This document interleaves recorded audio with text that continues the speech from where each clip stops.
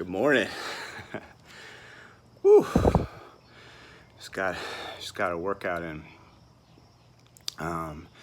But I wanted to share an update about what's been going on with my situation. So I had a relapse this week, and it hasn't been fun. So she reached out to me, I guess it was maybe Saturday. I didn't really respond to it or look at it for the night. I looked at it on Easter morning and read what she had said. And it's funny because a narcissistic person is an expert at deploying their skills and their experience to manipulate, especially a person that they've been a partner with. They're tremendously skilled. So she baited me with some sexual ploys, which she knows that was something that her and I would often turn back to as a way to reconnect in our relationship. So that's what spiked my interest at first, or the appeal to like, oh, let's see what this is about. Let's see where this is going, right? And so it started out pretty innocently, I guess, as far as like the language and what we were talking about. It was really about the logistics of finalizing some stuff that we need to for closure in our relationship, as far as some real things like settling the situation with our house and stuff like that. So and then it got into like reminiscing a bit and then talking about good things in the past, and that brought back old feelings of closeness for me, and then she was stimulating other things with that kind of stuff. So it really makes you start to look back and see things differently than what they are. And it's a game. It's a game for them. Exactly what it is. It's a game for them. And we have a tendency, empaths do at least, to hold on to hope, right? Especially when things are looking bad or looking down in our relationships, right? So holding on to hope in a way that you're hoping that person will change and things will improve and they'll be the person that you imagine them to be. And the truth is that hope can keep you trapped and cause you a huge amount of pain and distress in your life. And that's something that I realized I held on to for years with her.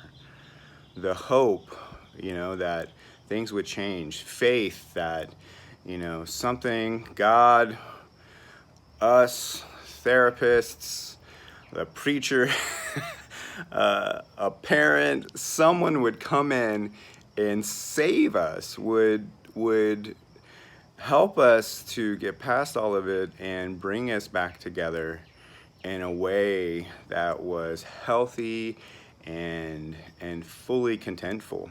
And it's a delusional fantasy is what it is.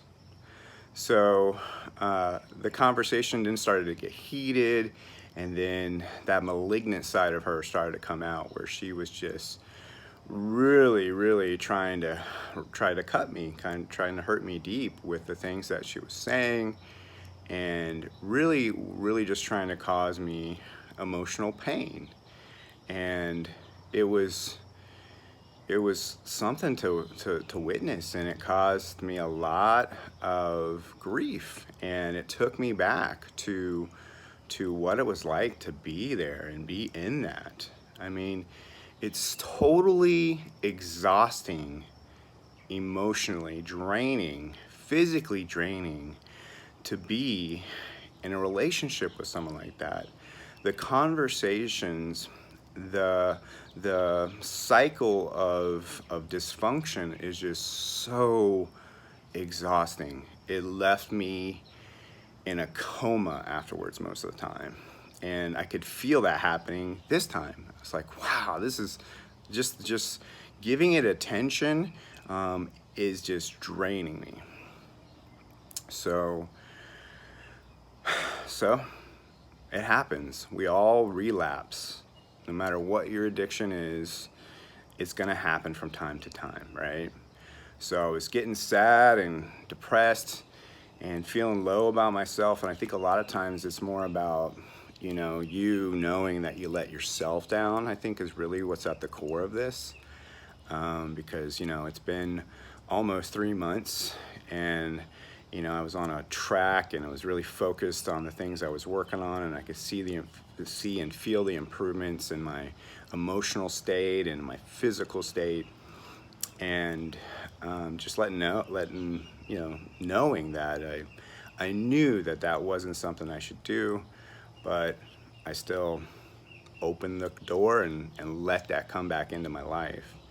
And I think that's the part that we need to work on, and that's forgiving ourselves, right? Forgiving ourselves for making those mistakes and harming ourselves, even though we knew better, right? And it's okay, it's gonna happen, but the trick is to get back up, pull yourself back up out of the pain, out of that sorrow, depression, those emotional feelings and that past that you may be still suffering from, and get back in the moment and get your workout in, do your meditations, get back to your friends that really care about you and your family that's really there for you and loves you no matter what, and get back to recovery. That's what I'm doing, at least this morning, right? So I just got my workout in, and I'm looking forward to another good day of progress. So it happens. You will relapse.